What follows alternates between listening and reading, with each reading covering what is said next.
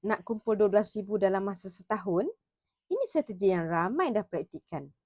Mula-mula buka akaun emas CAP di Public Gold. Cara daftar boleh rujuk pin video yang saya pinkan di profil saya.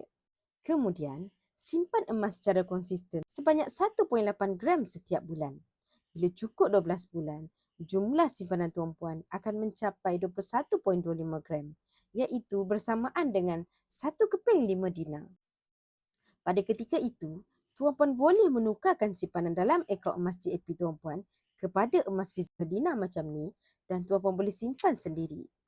Tanpa sedar, dalam tempoh setahun, tuan puan telah berjaya mengumpulkan aset bernilai sekitar 12,000 mengikut harga semasa. Kalau tuan puan memang ada matlamat kewangan yang jelas, mulakan simpanan sedikit demi sedikit daripada sekarang. Klik pin video di profil saya untuk panduan daftar akaun emas. Saya akan bantu tuan puan langkah demi langkah sehingga tuan puan capai matlamat simpanan emas tuan puan.